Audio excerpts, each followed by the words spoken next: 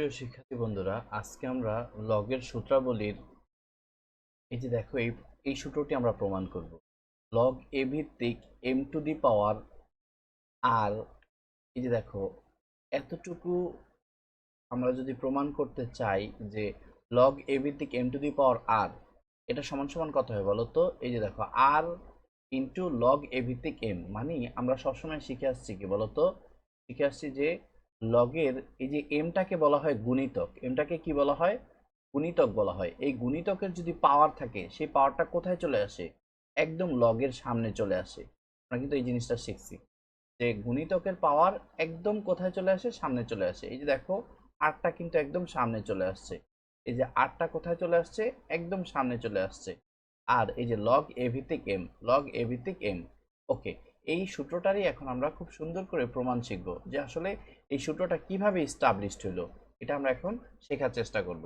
তো দেখো আমরা প্রথমত যে কাজটা করব সেটা হলো যে আমরা লিখব, দেখো এখানে লিখবো আমরা ধরি, ধরি এখানে দেখো আমরা লিখবো লগ, লগ এ ভিত্তিক, লগ এ ভিত্তিক এম সমান সমান আমরা কত ধরতে পারি?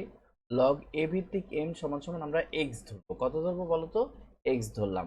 এই যে দেখো প্রমাণের মধ্যে এই যে এতটুকু আছে না, দেখো আমরা কিভাবে প্রমাণ করি। এই এতটুকুকে আমরা পুরা সূত্রটাই প্রমাণ করব। এই পুরা সূত্রটা প্রমাণ করব। প্রমাণ করার জন্য আমরা লগ এ ভিত্তিক এম কে, লগ এ ভিত্তিক এম কে আমরা এক্স ধরলাম। তো এক্স ধরার পর এখন আমরা যে কাজটা করব সেটা হলো যে এখানে আমরা এই যে দেখতে পাচ্ছ ভিত্তি, এই ভিত্তিটা যদি সমান সমানের ওই পাশে চলে যায়, সমান সমানের ওই পাশে চলে যায়, তাহলে ওই পাশে যে থাকে, ওই পাশে যে থাকে তাকে কি বলতো? পাওয়ার হিসেবে নিয়ে নেয়। যেমন এই পাশে কি আছে? এক্স আছে, এই এক্স কে কি করলো? পাওয়ার হিসেবে নিয়ে নিল। আর দেখো লগের ভিত্তি যদি না থাকে তাহলে লগ কি করে? হারায় যায়। লগ কোথায় যায়? হারায় যায়। তো হারায় গেলে, লগ হারায় গেছে, থাকে কি বলতো? এই যে এম, এমটা থাকে। ওকে, এটুকু থাকলো। তো থাকার পর এখন আমরা কি করব সেটা একটু ভালো করে বোঝার চেষ্টা করো। আমরা কি করব? উভয় পক্ষে পাওয়ার আর দিব। কি দিব বলো তো?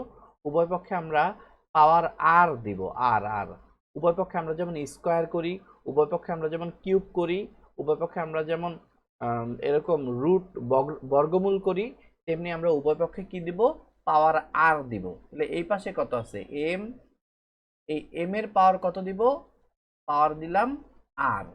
তাহলে ডান পক্ষে কি আছে? এ টু দি পাওয়ার এক্স। এই দেখো উভয় পক্ষে কি এইখানে পাওয়ার কত দিব? আর দিব। তাহলে উভয় পক্ষে কি বলতো? ঘাত আর দিয়ে পাই। এভাবে লিখতে পারো, উভয় পক্ষে ঘাত আর দিয়ে পাই। ওকে, এভাবে লিখলা।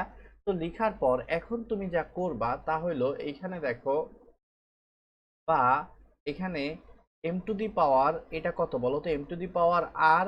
আর এখানে আমরা জানি যে এ এর পাওয়ার কত?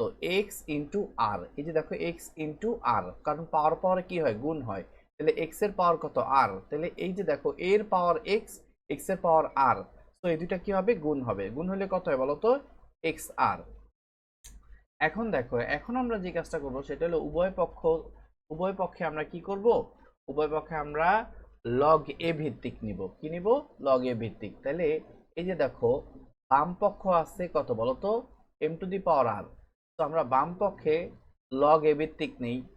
দেখো বাম পক্ষে লগ এ ভিত্তিক কিন্তু নিয়ে নিলাম। এই যে বাম পক্ষে আমি, দেখো বাম পক্ষে আমি, বাম পক্ষে ছিল কত? এম টু দি পাওয়ার আর। এই যে এম টু দি পাওয়ার আর। আর এই যে আমি কিন্তু লগ এ ভিত্তিক নিয়ে নিলাম। এবার ডান পক্ষেও আমি কিন্তু লগ এ ভিত্তিক নিব। তাহলে লগ কি নিব? এ ভিত্তিক। আর এখানে আছে কত? এ টু দি পাওয়ার এক্স আর। ওকে, এখন আমরা জাস্ট ক্যালকুলেশনটাকে আরেকটু সামনে আগায় নিব। সেটা হলো যে বা লগ, এটা কত বলো তো? লগ এ ভিত্তিক, লগ এ ভিত্তিক এম টু দি পাওয়ার আর। আর তোমরা সবাই জানো যে এই যে এই গুণিতকের, এই যে গুণিতক, এটাকে বলা হয় গুণিতক। এই গুণিতকের যে পাওয়ার থাকে, যে এই যে পাওয়ার আছে কত? এক্স আর। এই পাওয়ারটা কোথায় চলে আসবে বলো তো? একদম লগের সামনে চলে আসে, তাই না? তো লগের সামনে চলে আসলো এক্স আর, সামনে চলে আসলো। আর এটা কি কত বলো তো? লগ কত? এ ভিত্তিক, এই যে এই এটা লিখবা, হ্যাঁ, এতটুকু লিখবা। ওকে, তারপর লেখার পর এখন আমরা যে কাজটা করব, বা এখানে লগ এ ভিত্তিক এম টু দি পাওয়ার আর, আর এখানে একটা ব্যাপার একটু ভালো মতো বোঝার চেষ্টা করো যে এক্স আর আছে লিখলাম, হ্যাঁ, আর এতটুকুর মান কত? আমরা কিন্তু লগের এই সূত্রটা জানি যে লগের ভিত্তি আর গুণিতক যদি সেম হয়, লগের ভিত্তি কত এ, গুণিতক কত এ, তাহলে এই পুরো মানটা কত হবে? এই লগ এ ভিত্তিক এর মান কত হবে? 1 হবে। কত হবে বলো তো? 1 হবে। তো আমরা লগ এ ভিত্তিক এর মান কত লিখলাম? 1 লিখলাম। লগ এ ভিত্তিক এর মান কত লিখলাম? 1 লিখলাম। লেখার পরে এখন আমার যে কাজটা করতে হবে সেটা হলো যে, দেখো একটু ভালো করে লক্ষ্য করো, সেটা হলো যে এখানে লগ এটা কত এ ভিত্তিক, এটা কত এম টু দি পাওয়ার আর, আর এখানে আমি যদি এক্স আর কে 1 দ্বারা গুণ করি, এক্স আর কে 1 দ্বারা গুণ করলে কত হয় বলো তো? এক্স আর। এখন আমার আচ্ছা, এখানে এক্স আর রে আমি কিন্তু চাইলে আর এক্স লিখতে পারি, তাই না? কারণ একই কথা। তো দেখো এখানে, এখানে আমি কি করতে পারি? এখানে আমি তো এক্স আর কে 1 দ্বারা গুণ করলে কত হয়?